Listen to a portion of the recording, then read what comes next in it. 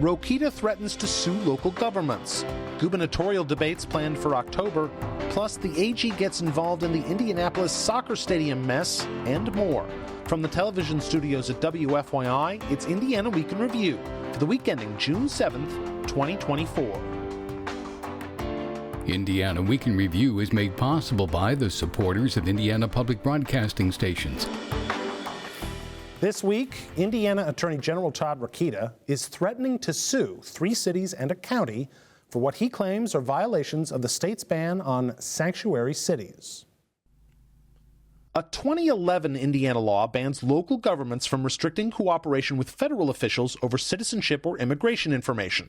The General Assembly followed up this year by authorizing the Attorney General to enforce that law, since the state Supreme Court had blocked a group of citizens from suing over a Gary ordinance. Rokita is using that new authority to threaten Gary, East Chicago, West Lafayette, and Monroe County, telling them to repeal current policies violating Indiana law. Both Gary and East Chicago have welcoming city ordinances that limit cooperation with federal authorities over immigration enforcement. No such ordinance seems to exist in West Lafayette, though a 2017 resolution says no city employee should investigate citizenship or immigration status unless ordered by state or federal law or a court order. And a review of Monroe County Code and resolutions dating back 10 years shows no apparent language related to sanctuary cities. Is Todd Rokita simply following Indiana law? It's the first question for our Indiana Week in Review panel. Democrat Elise Shrock. Republican Chris Mitchem. John Schwantes, host of Indiana Lawmakers. And Lindsey Erdody, editor for Axios Local. I'm Indiana Public Broadcasting State House Bureau Chief Brandon Smith. Elise, there's this new law that will take effect July 1st that authorizes the Attorney General's office to enforce the law, since there was clearly an enforcement problem with it to begin with. Is he simply carrying out his new duty under Indiana law? Well, it's not a law yet, like you said. And unfortunately, I think this is just like the next thing on a list of perceived issues that Attorney General Rokita has decided he's going to use as his bully pulpit. And it's unfortunate because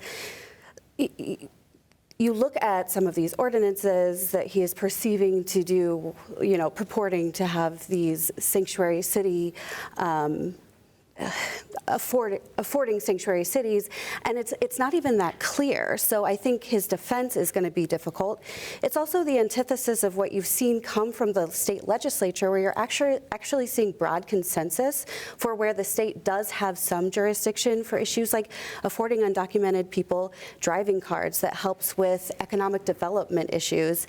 And that's been a bipartisan proposal that you've seen, not only bipartisan, but law enforcement and the business community come in support of. So you've got immigration, which is a federal issue. You've got local communities addressing local issues as they see fit. You've got the state legislature trying to fit in where they can to do things that benefit the communities where they fit in. And then you have Todd Rokita that's just trying to get headlines and trying to kind of blow this issue up in a way that benefits him. And it does harm, and that's unfortunate. The law authorizing the Attorney General to enforce this doesn't take effect until July 1st, as far as I'm aware. And does he need to be sending these letters ahead of time? Is this just a grab for headlines? I don't think he needed to send the letters. There's no reason why he needed to send the letters other than, hey, heads up, here's a chance to kind of remedy it before the July 1st law takes into account. And, we agree that AG Rokita does a lot of things, but in this certain stance, I agree with the law that the legislature passed, just because whenever the previous court cases about the law were struck down, the Supreme Court simply analyzed standing. They just said you have no injury to bring about to try to enforce this law. So the legislature then in return says that, here's your standing, AG Rokita, you can go and do your job. So I found it interesting that they said that the plaintiffs didn't have standing, and it's like, well, I guess you need an injury first, so you need, one of these potential illegal immigrants to commit a crime first before you can then, bring a case against it. I mean, that's basically what the Supreme Court was saying, and it is certainly not a smart idea to get into any arguments with a Supreme Court justice, and I'm not going to go down that route right now. Especially if you're an attorney, as you are. Yeah, not yet, not soon. But I that totally was exactly the wrong time. Correct. So, but I do understand why the legislature did that. Of why wait for an injury to happen before you can actually enforce something, whenever a city is intentionally saying, you don't need to enforce this particular federal crime maybe as much as other ones. But as far as like preempting what would happen after the law, I don't think anyone is going to have to guess where Rokita stands on this, why he would have to give a heads up like, hey, this is where I'm going to be. Is part of the problem here seem to be clarity? I mean, with Gary and East Chicago, there are ordinances on the books that he's clearly going after, which has already been the subject of litigation. But with West Lafayette and Monroe County, you have local officials, including police, who are going, what are you talking about? Clarity may be an issue, but that's no impediment to going into the limelight and trying to get attention on issues that he feels are part of his agenda and part of his core support group's agenda. I mean, if you go right down the list of favorite topics, it's been parental rights, boom, whether or not it was a front burner issue, whether there was some, burning issue in Indiana, didn't matter. There was the guidebook that was put out on parental rights, the notion of schools, public schools sort of, and which ties in, of course, to parental rights. He also became involved heavily there. You look at abortion, you look at the enforcement of all of these issues. Essentially, you take the talking points of the most conservative portions of the Republican Party. Checking the boxes. Yeah. And this is it. Those are, it seems to work. There's no downside. It seems to stir up his folks, and I guess, I presume he wants to run for office again somewhere, somehow, which means... Well, at the very minimum, he's running for re-election. Right, which means you're going to be seeking support, not only of voters, but of funders, and I'm sure contributors like to know that your guy or gal is always right there at the ready to tackle issues and wrongs that you agree with, whether or not they are necessarily problematic for the state at a given time. At this point, has Rokita basically put himself in a position where now he has to follow through no matter what with lawsuits against these communities? I guess so. I mean, yeah, if you're coming out ahead of when the law even takes effect, like you are making it very clear, okay, I'm going to do this. Would it be the first time a politician has said they were going to do something and then did not do something, though? No. But I think he probably will follow through with it and see how it goes. I mean, because to John's point, like this is a national conversation around immigration. It's a huge national talking point in the presidential race right now. We saw candidates in the primary and the governor's race talking about immigration, which was fascinating because they don't actually control federal immigration policy. But so it's not surprising that he's focused on it, and I think and politically, why would he not sue? I mean, it's not money out of his pocket, of course. And even, we've talked about this before, it doesn't matter if there's a solution that necessarily ultimately will coincide with his core beliefs or his principles. It doesn't matter. In fact, I've said on a lot of these issues, you can actually gain more with that constituency by fighting what's perceived to be by some the good fight, and then losing to the establishment or whatever. So there is no politically, I don't think there's a downside. Which is so sad because this is so dehumanizing for an entire population of people, and for a party that purports to be a families first or clings to one certain type of faith practice. This is not loving your neighbor as yourself. This is not respecting the human dignity of all people, and politicizing it in this way is really disappointing. So there is a lot of irony here when you pick and choose which types of communities or which types of lives are more important than others. Well, it's also enforcing a potential law, of course, and even when you add the Indiana side. And they get to choose which laws benefit which communities. But you don't get to choose which laws you get to enforce. But I would say on the other side, choose what to prioritize, though. Yes. Sure. Yeah, absolutely. But you just can't blatantly choose to. Well, we'll talk about that in a different enforce time. it. You're spending too much time in the New Testament. Let's go back to the Old Testament. That's a different breed. The last thing I'll say on this is I think Rokita actually has to follow through on this, because the fact that we're talking about it now and it's made state headlines, I think you have a lot of people in Indiana saying, we have what in Indiana? I thought those were just, border, border cities. The fact that people think we have sanctuary cities in Indiana now, I think that's something he definitely has to follow. Even though up arguably on. we really don't. I mean, compared to like ordinances and things on the books in other states, which are clearly sanctuary cities, Indiana's are at best borderline. Resolutions. Indiana's 3 candidates for governor, Republican Mike Braun, Democrat Jennifer McCormick, and Libertarian Donald Rainwater, agreed this week to at least one televised debate this fall. Another is still being negotiated. But can the debates matter? Mike Downs Center for Indiana Politics Director Mike Wolf says political science research largely agrees that gubernatorial debates can make a difference, and that's particularly true in elections where other races, like presidential campaigns, take a lot of attention. And he says there's evidence of that in Indiana from 2012, when Mike Pence went into the debates with double-digit polling leads. 3 debates later, John Gregg cut that, was really, aggressive in those debates, and kind of ended up being a 3% point race, and Pence didn't get a majority. Wolf says the debates can have a cascading effect for an underdog candidate. If there's stories that come out about it, if there's some excitement and some campaign finance, then potentially you can get up on air and you can use what the highlights of those debates were to really, in effect, drive home the narrative that you've been pushing. Wolf says it is possible that in Indiana's current political climate, the margin for a Democrat to overcome will be too large, even if the debates have an impact. Chris Mitchem, can the gubernatorial debates make a difference? I wish. I really do. I love me a good sparring gubernatorial debate that could actually potentially move some numbers. But I think if you are Jennifer McCormick, the thing you are hoping for is a Richard Murdoch level foot in the mouth moment from Mike Braun, a 2012 level mistake. And even on that one, that caused Richard Murdoch to receive a lot of criticism from then presidential nominee Mitt Romney. Senator John McCain disavowed it. Barack Obama went on a TV show and disavowed it. It made national headlines. It really put a lot of pressure on him from external factors. If Braun were to do something similar, I'm not even sure if that would make a difference, because that Murdoch-Donnelly race at the time was as close to 50-50 as you could find. Each polls had him going way, and I think Donnelly ended up winning by 6 or 7 points. So I wouldn't be surprised if the first poll comes out and you see Braun with 8, 9, 10-point advantage when it comes to that time being unveiled. But I also think a lot of credit has to go to Mike Braun and his campaign for even agreeing to do the debates. Unfortunately, I think you're seeing a national trend of, if I'm in the lead by a lot, there's no use of me going to a debate when it's only going to hurt myself. I mean, we even talked about some of the Republican gubernatorial debates here.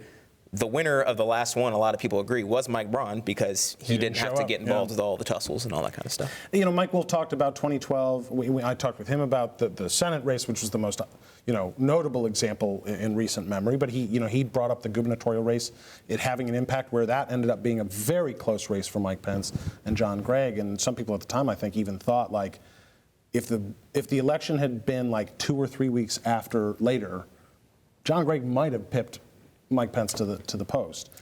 Is Indiana just in a wildly different place now? So many things have happened politically since then. I mean, the Trump effect has come in, and that has politically, nationally, the type of divisiveness that has happened has only widened, I think, here in our state. But that doesn't mean that Jennifer McCormick doesn't have a compelling story to tell. I think, last week we saw her just kind of come out and talk straight to voters through her social media, which I think was compelling, where she talked about her previous alignment, where she is now, where she felt like the Republican Party left her. She didn't feel aligned with them anymore. What she's been doing since then, she comes with a built-in base of educators, and we know that teachers are a well-organized base in Indiana. So I do think that when you have a platform like a debate, you can move the needle, and she has a compelling story to tell. She's a proven leader, and I'm excited to see what she does with this. I want to talk about another aspect of this. So it looks like there's going to be 2 debates. I think the issue with the other one was just the date, not doing it or not. And it looks like the Indiana Debate Commission is going to get left out of the process entirely, which is the first time since they started doing gubernatorial debates in 2008 that would be true, for the general election anyway. This follows on the heels of a widely criticized debate commission debate in the Republican gubernatorial primary. Is the debate commission's time at an end in Indiana? That's tough to say with just one race, one debate not going to them. Excuse me. But I don't know. That debate, yes, was pretty well criticized. The candidates all fighting back and forth about it. But the interesting thing to me is that debate that we're all referencing didn't include Mike Braun, who will be in the debates in this fall. So I think it probably is going to depend on candidates in the future, who's hosting the debate, things like that. I think it could come back and we could see a shift. And for now, at least we are still getting 2 debates. I mean, because to the point, like Mike Braun did not have to agree to these debates. And so it was a little surprising to. But he should. Oh, right? absolutely, absolutely. I think he debate really should. Even in races that may not be super close, it's great for the public to be able to hear from the candidates directly, even if they're using their talking points. It's their opportunity to hear what they have to say and hear their positions, and that was really, I think, part of the purpose of the Indiana Debate Commission. Yeah. To that point about, Mike Wolf talks about the fact that the political science research shows us that, particularly in gubernatorial races, particularly in years where there are other bigger ticket items on the ballot, they can have an impact. But the way that the debates have gone in terms of, it does feel more and more like talking point, next question, talking point. Are we losing the value that debates can bring? They're great. They serve a purpose, and I'm never going to say we shouldn't try to engage in this kind of civic discourse. They're healthy for democracy, and we should do everything to support them. Having said that, I don't think at this time in our political climate and in our political evolution, they have the impact they used to, in part because of the tribalism that has taken root, the lack of accountability. I mean, you think back, this was not a state debate, but poor Gerald Ford largely lost the presidency over his characterization of Soviet influence in Poland, which was basically just people spent weeks, parsing what he said and what he meant. Now that would be laughed off as, people can just make outright lies and misstatements and offer grandiose fallacies, and it seems to be done with impunity. So the notion of people being held to account and paying a price for misstatements or egregious statements that are seemingly beyond the pale, I think those days are gone, at least temporarily. But again, we should have them. I mean, the more debates, the better. Yeah, I mean, I got to have something to talk about on the show at the very least. Time now for viewer feedback. Each week we pose an unscientific online poll question. And this week's question is, can debates have an impact on the governor's race? A, yes, or B, no. Last week we asked you whether Donald Trump's guilty verdicts affect his chances of winning Indiana. 32% of you say yes, 68% say no. I'm in the no camp on that one. If you'd like to take part in the poll, go to WFYI.org/IWIR and look for the poll. Well, we don't often talk about seemingly only local issues, but this one rises to a certain level, I think. The Indianapolis City County Council this week approved a new professional sports development arena in the hopes of luring a Major League Soccer team. And that was over the objections of the local councilor.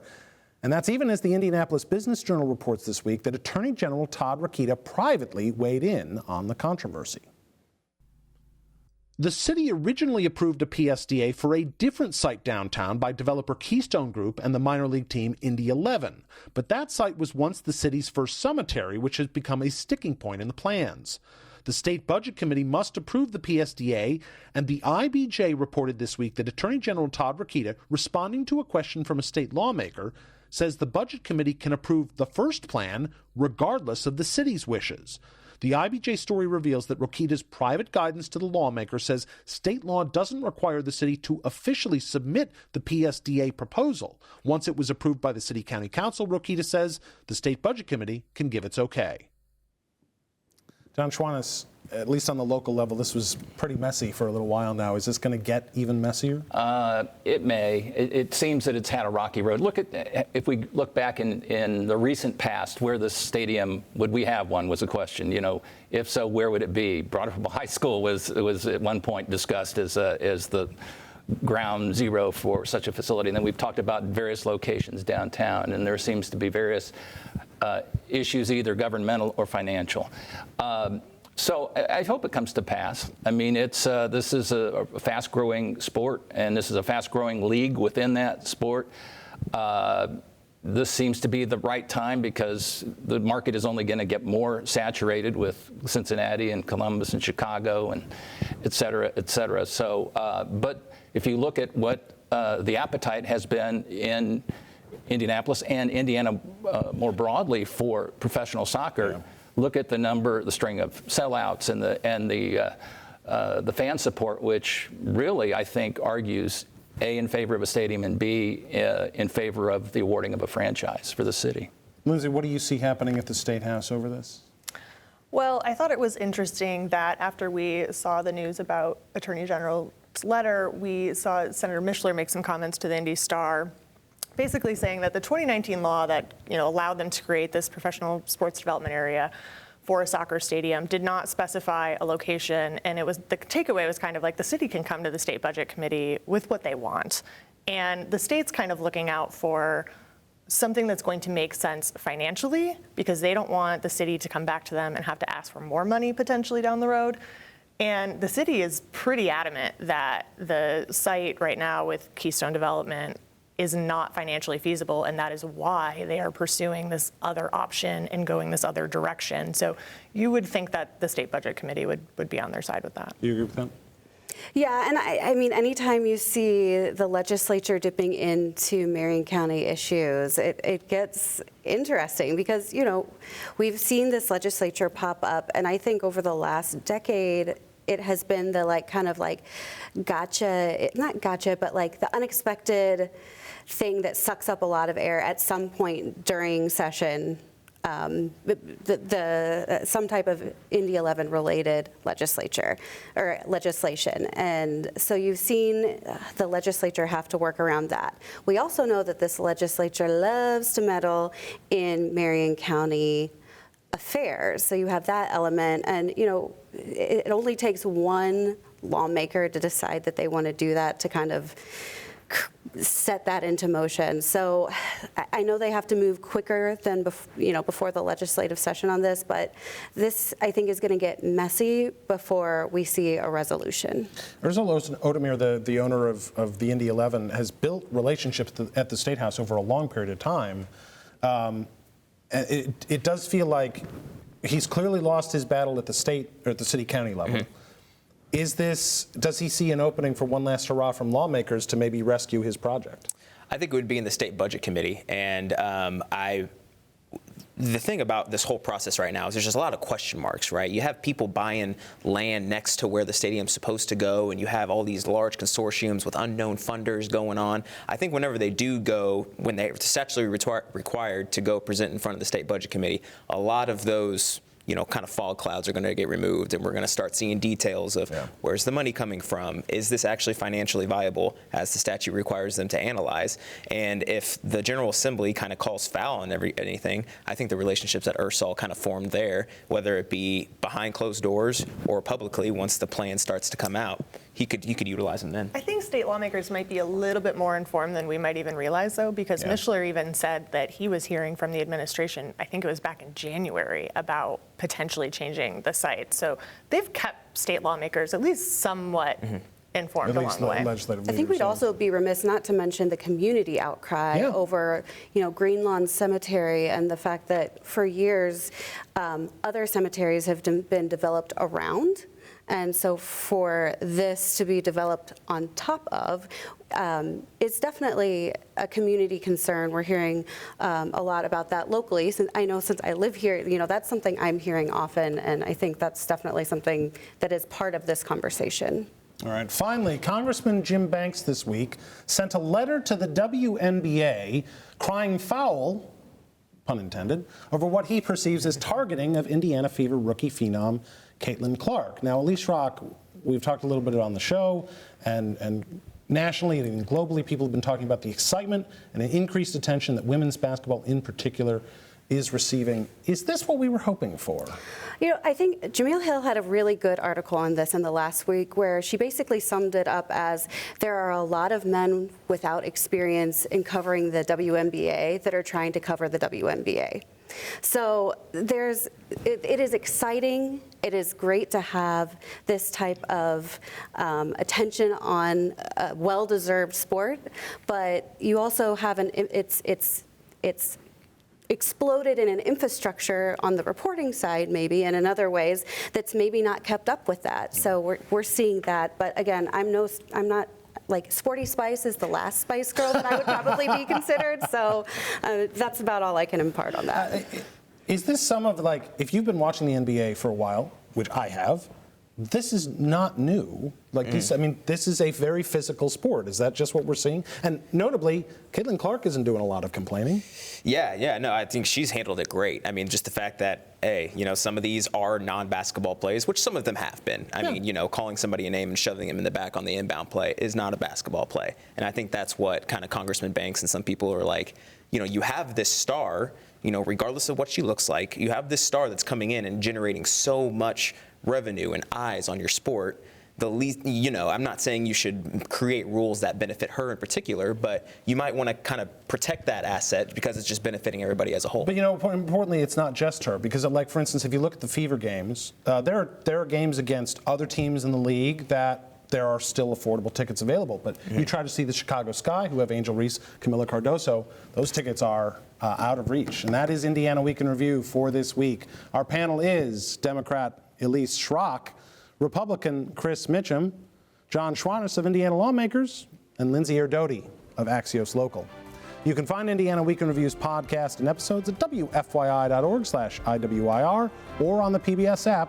I'm Brandon Smith of Indiana Public Broadcasting. Join us next time, because a lot can happen in an Indiana week.